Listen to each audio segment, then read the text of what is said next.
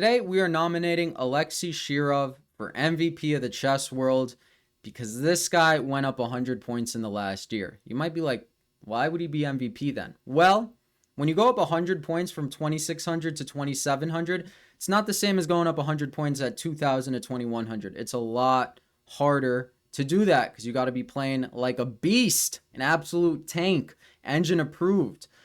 And what else makes this story crazy is that he's 52 years old.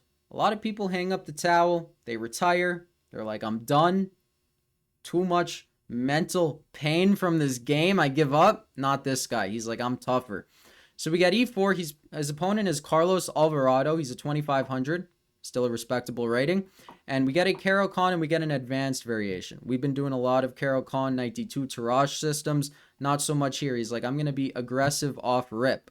We get bishop to f5, pawn to h4, and pawn h6, creating a luft for the bishop to retreat to, as Caro-Kann players do.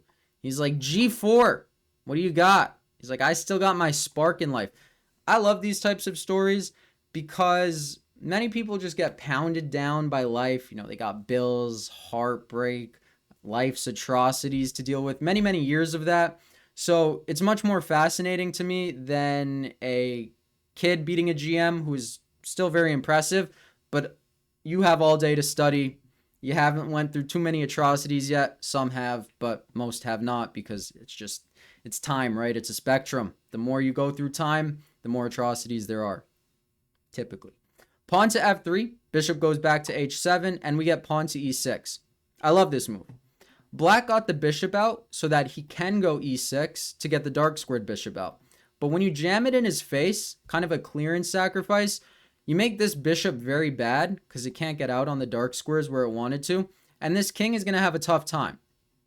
So say we get f takes e6. We would then get bishop to d3. And it's going to be hard for black's king to find safety. It's going to need to find safety on d7. You're up a pawn, but white has lines of attacks. That is a weakness that they're going to target for the rest of the game. And you create a focal point. That's why this clearance sacrifice is good, because you create a focal point on e6 and on the king, so you know where to attack for the rest of the game. So black's like, okay, I'm just not going to take that pawn. I'm going to develop. Shirov's like, I'm going to leave it there in case you do take and go bishop to d3 to guard the diagonal, so that if you do take, I pressurize your king very quickly. This is still theory, by the way. Bishop takes d3, queen takes, and now queen to d6. He's like, okay, I'm going to take with check. I'm going to be up a pawn. Little behind in development, but it's okay because I'll be able to castle and get my dark squared bishop out. So now he's like, no. I'm going to take on f7. You cannot castle. I have so much respect for this story. It's amazing. By the way, Shirov was born in Latvia.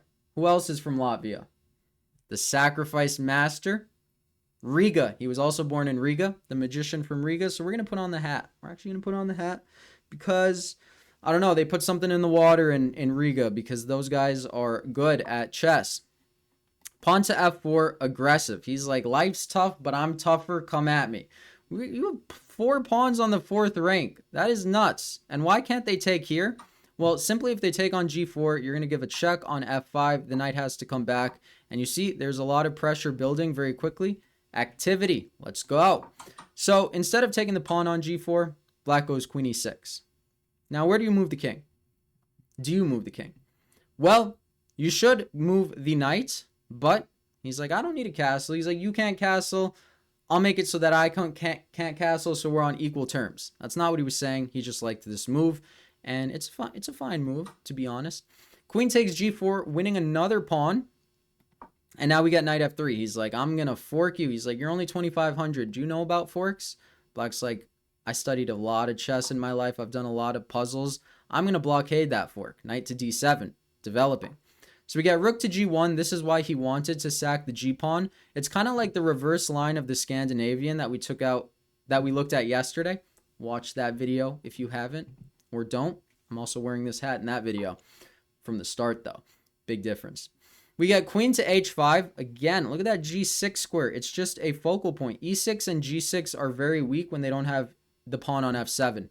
And in fact, in the Caro-Kann, if your opponent doesn't play it right, e6 and g6 are big weaknesses, right? You can sack on e6, as in lines we've discussed. You can punish them on g6, which it looks like is about to happen.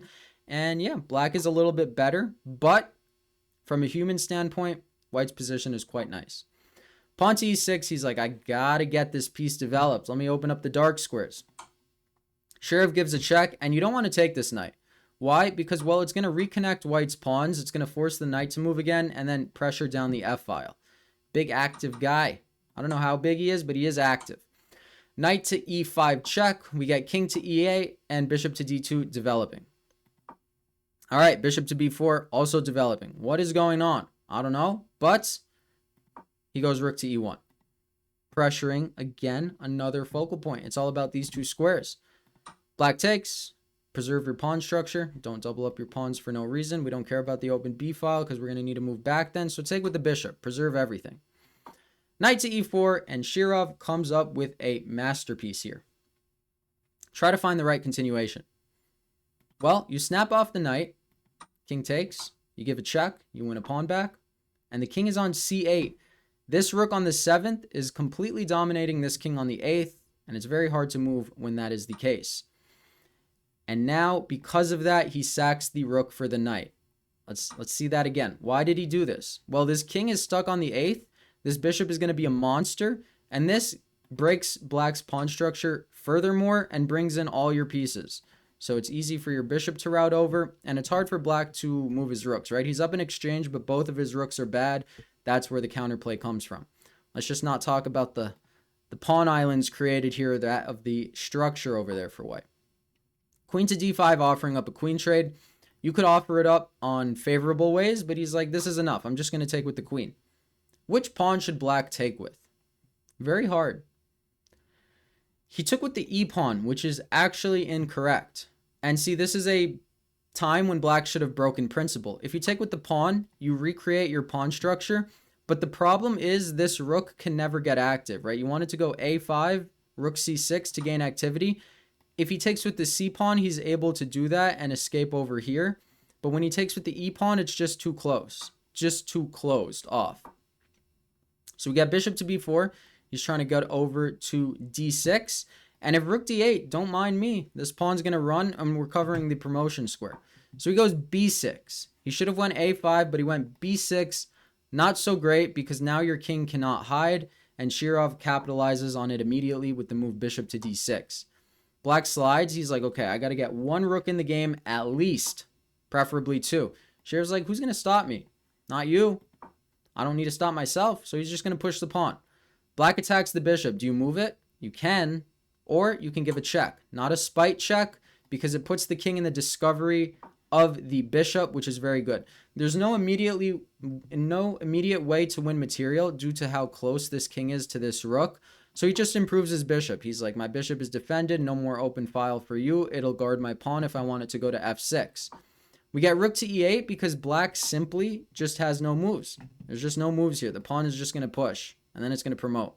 So he goes rook to e8.